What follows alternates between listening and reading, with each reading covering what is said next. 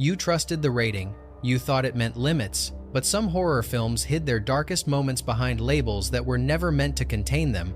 Movie ratings were designed to guide the public, little markers meant to warn viewers about what waited beyond the theater doors. PG promised restraint, PG-13 hinted at mild danger, R suggested intensity, but one that still fit within familiar boundaries. In the late 70 seconds and early 80 seconds, however, those boundaries didn't hold. Films were released under labels that barely reflected the shadows they carried. This wasn't the fault of one film, it was the fault of a system that didn't yet understand terror. Censors focused on what they could tally: seconds of violence, glimpses of blood, specific words spoken on screen. What they overlooked were the horrors that couldn't be quantified: suffocating dread, psychological disintegration, imagery that felt like it seeped into the subconscious. And so, movies far too disturbing for their classifications reached audiences who were utterly unprepared for what they were about to experience. Some viewers walked out shaken, others never made it to the end, and many carried those images into adulthood, wondering how such films ever slipped through. Tonight, we revisit 15 of those titles, movies mislabeled, not by accident, but by misunderstanding, films that skirted past the safeguards meant to contain them, works that revealed the truth too late. The rating was wrong. The danger was real. Fact 1. It's Alive, 1974. A birth no parent could endure. It's Alive carries a premise so instinctively horrifying that no rating could ever truly communicate what it confronts: the terror of a newborn child whose innocence has twisted into violence. The film never lingers on explicit detail. Instead, it amplifies dread through implication, suggestion, and primal uncertainty. The delivery room erupts into chaos before we ever see what emerged from the womb. Doctors scream, instruments fall, blood trickles where it shouldn't, and then silence. An empty crib sits at the center of the carnage, and every instinct tells you that, whatever left it is, watching, parents wander through the narrative, carrying grief, guilt, and denial as heavy as the creature itself. They love their child, yet fear him. They chase him, yet hope he escapes. It is a tragedy wearing the mask of a monster movie. The MPAA underestimated the psychological savagery of this premise. What they saw as a creature feature, audiences experienced as the destruction of the most sacred bond we have. Fact 2. The Initiation, 1984. A sorority ritual, unraveling a fractured mind.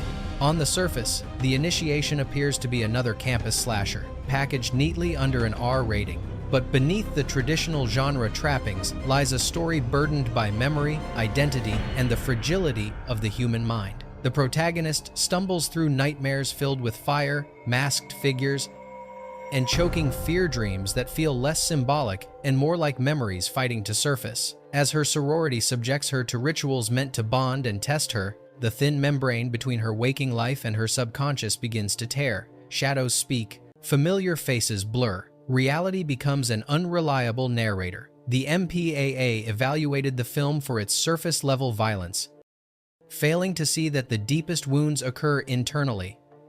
The horror here is psychological implosion, a life collapsing inward, one secret at a time. When the truth finally emerges, it reframes the entire story into something more tragic than sensational. Fear is not the enemy, identity is. Fact 3. The Gate, 1987. A PG-13 portal that should have stayed shut. At first glance, The Gate looked like a harmless entry in the wave of 80 seconds kid-centric fantasy films, but behind its PG-13 rating lurked imagery and emotional shocks that reached far deeper than anyone anticipated.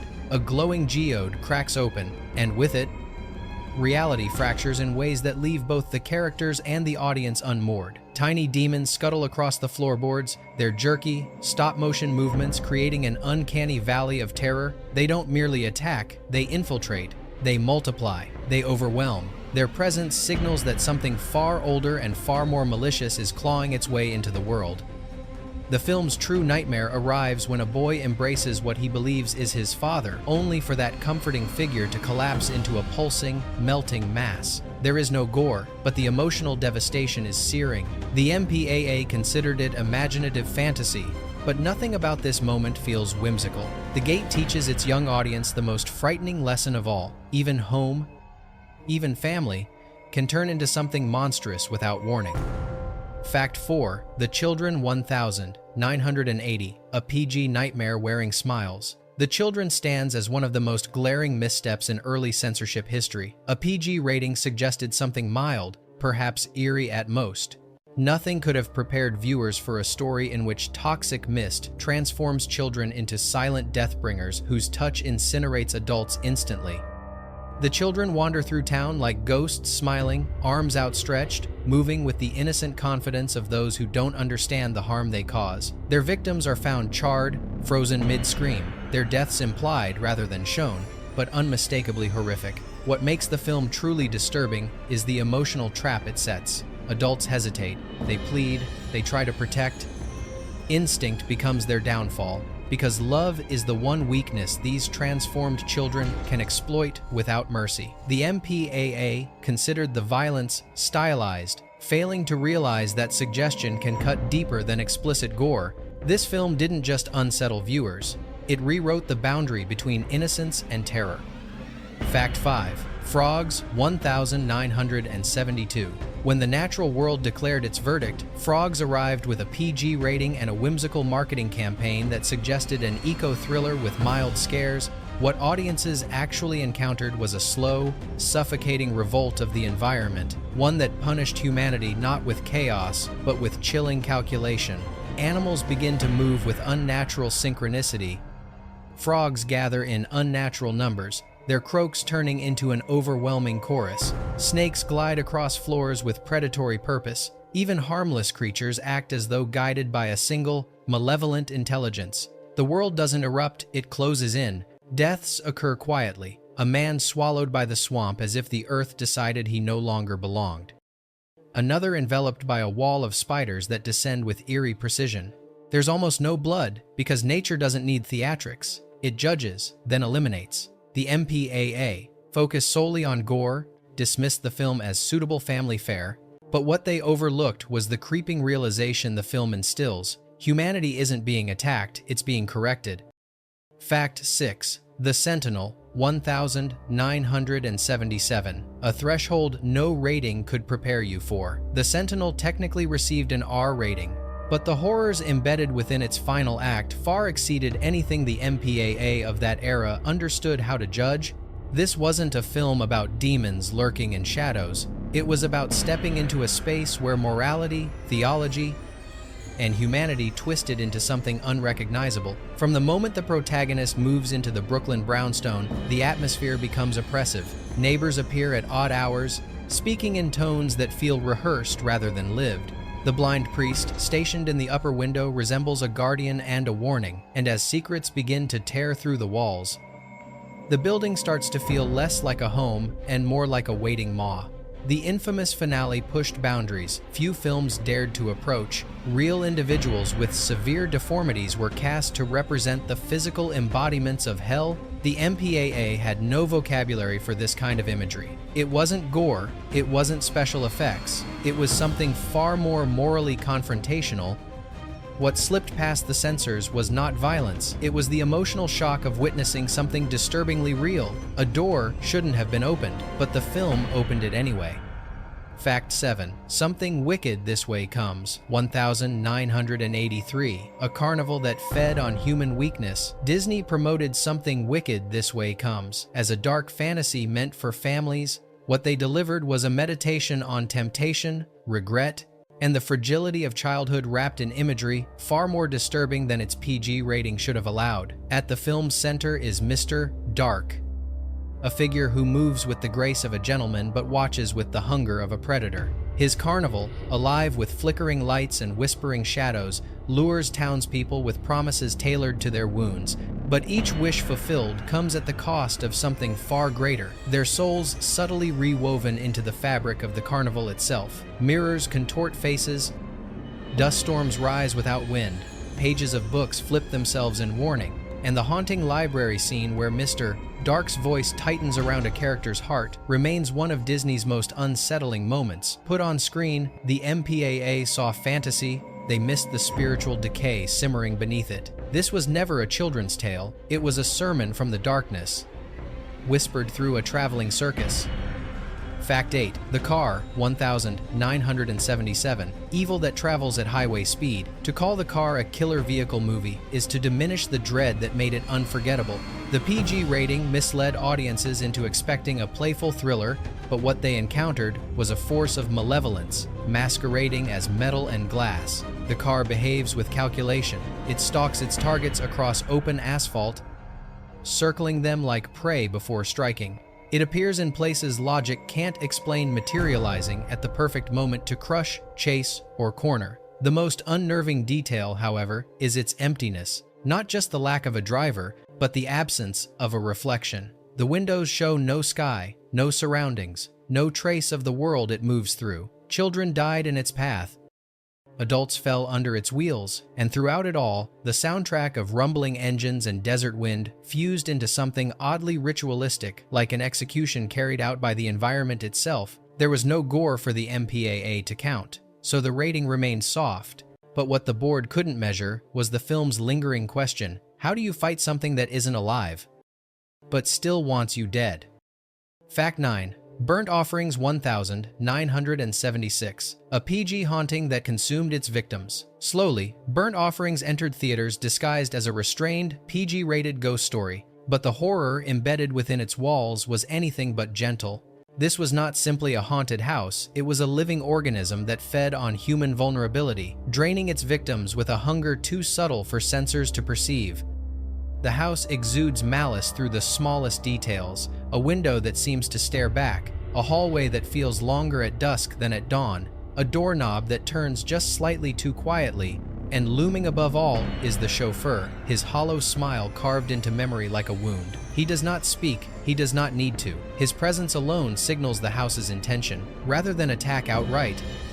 The home infiltrates the family's emotions. Love deteriorates, trust fractures, sanity thins like old wallpaper peeling from damp wood. Every moment inside the mansion becomes a test of psychological endurance, culminating in a final revelation that redefines the house not as a location, but as a predator. PG could never represent this kind of terror. Not when the house wasn't haunted, it was hunting.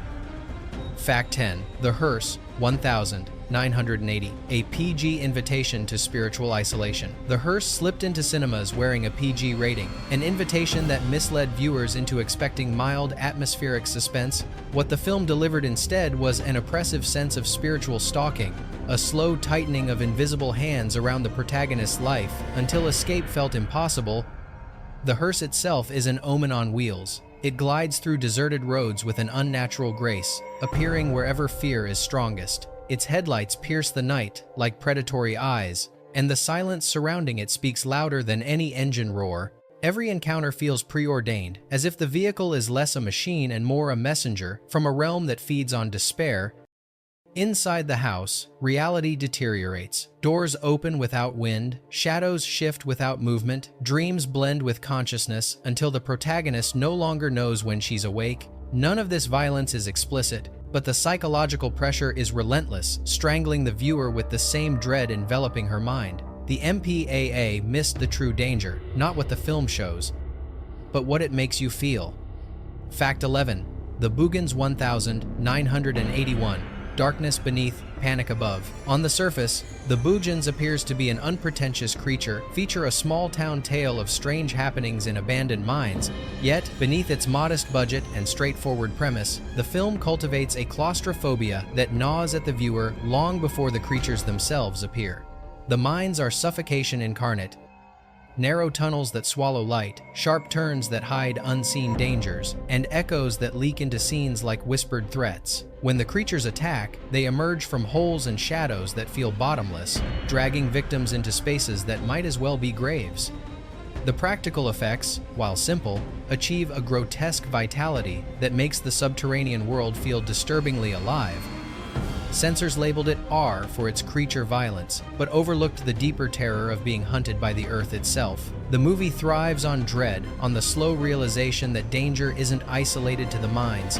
Panic creeps above ground too, seeping into living rooms, bedrooms, conversations. No one feels safe. not because of the monsters, but because the darkness keeps expanding. The rating undersold the experience. The fear came not from gore, but from the void beneath your feet. Fact 12. The Watcher in the Woods, 1980, a family film that wandered too far. Few films illustrate the dangers of mislabeling as vividly as The Watcher in the Woods. Marketed as a supernatural mystery suitable for younger audiences, the movie radiates an eeriness that feels alien, intrusive, and profoundly unsettling. What was intended as a PG-rated fantasy instead became one of the most bizarrely haunting releases in Disney's history. The woods are never just scenery, they pulse with an invisible presence, something watching from behind branches that never sway, something communicating through flickers of unnatural light. Reflections reveal a blindfolded girl trapped between dimensions, reaching out in silent desperation. And Bette Davis, with her piercing intensity, turns every conversation into a warning that no one recognizes until it's too late. The MPAA saw restraint in the film's lack of graphic imagery, but they failed to grasp the psychological distortion at its core. The movie fills every quiet moment with a sense of otherworldly displacement, subtle enough to evade strict rating scrutiny, potent enough to imprint on the minds of children who wandered into theaters expecting harmless thrills. It wasn't fantasy, it was a misfired ritual posing as one. Fact 13. Mausoleum, 1983, a possession that exceeded its own rating. Mausoleum pushes the boundaries of what an R rating was intended to cover in the early 80 seconds. Blending demonic influence with visceral transformation, the film explores possession not as a spiritual invasion, but as a corruption of flesh, identity, and desire. It is body horror wrapped in supernatural tragedy. The metamorphosis sequences remain unforgettable. Muscles ripple beneath the skin as if something is clawing its way out. Eyes blaze with unnatural light. The protagonist's features shift between alluring and monstrous, mirroring a soul being devoured from within. These scenes linger uncomfortably long, suggesting not just transformation, but violation. The censors allowed it because the gore wasn't constant, but they underestimated the level of psychological discomfort such imagery generates. The film doesn't rely on violence, it relies on the dread of watching humanity collapse into something feral and hungry. Viewers expecting conventional possession found themselves confronting something far more primal, a demon learning to wear a person like a disguise. Fact 14. The Little Girl Who Lives Down the Lane, 1976. Innocence cloaked in threat, The Little Girl Who Lives Down the Lane presents itself as a quiet, independent drama about a resourceful girl living alone, yet beneath its calm surface lies a narrative steeped in danger, a slow, unnerving descent into predation, isolation, and adult obsession. It is a film that speaks softly but cuts deeply. Its most disturbing elements are not graphic actions, but implications, conversations that hold too long, smiles that mean the opposite of kindness, a locked basement door that carries the weight of unspoken truth. The predator who looms over the young protagonist doesn't need violence to be monstrous. His presence alone is a violation. Because nothing overt crosses the MPAA's measurable thresholds, the film received a lenient rating, but the emotional terrain it forces viewers to navigate is far darker than anything its label implies. It is a portrait of vulnerability under siege, framed in quiet, suffocating tension. For many, the film's horrors come not from what it shows, but from what it dares you to imagine. Fact 15. Tourist Trap, 1979, the PG label that lured viewers in. There is a peculiar cruelty in Tourist Trap, not in gore or violence, but in atmosphere. A PG rating suggested a tame thriller, something harmless enough for younger teens. Instead, audiences were met with a suffocating maze of mannequins that seemed to breathe, watch, and whisper through the walls. The film weaponizes stillness. Plastic faces don't merely stare, they vibrate with an uncanny tension. As if moments away from speaking, the killer's warped voice drifts through abandoned hallways, echoing with the metallic timbre of someone who enjoys distorting reality itself. Victims aren't simply attacked, they're psychologically dismantled, trapped in rooms where human and inhuman blur into one unsettling tableau.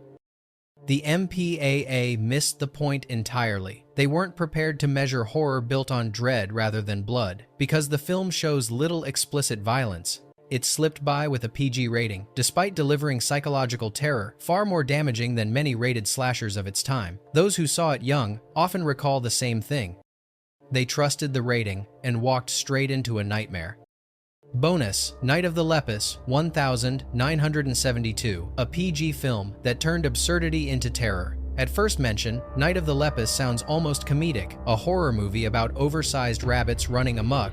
A PG rating only reinforced that expectation, lulling audiences into imagining something light, quirky, perhaps unintentionally amusing. But what they received was a surreal nightmare delivered with unsettling earnestness. The film opens not with laughter, but with stark broadcast-style footage, ecological collapse, sick livestock, a warning that nature is fraying at its edges. When the mutated rabbits appear, they're not presented as goofy monsters. They're enormous, shadow-soaked silhouettes, leaping through darkness with chilling momentum. Their attacks, though implied rather than graphic, are filmed with a seriousness that transforms the absurd into something eerily plausible. The sound design amplifies the unease. The rabbit's screams, sharp, piercing, strangely human, cut through scenes like distress signals from another world. The camera often arrives too late, showing only dust clouds, overturned bodies, and the aftermath of something violent moving with impossible speed. It forces the viewer to imagine what happened just before the frame caught up. The censors dismissed the premise as inherently harmless. They never considered that sincerity could turn silliness into dread.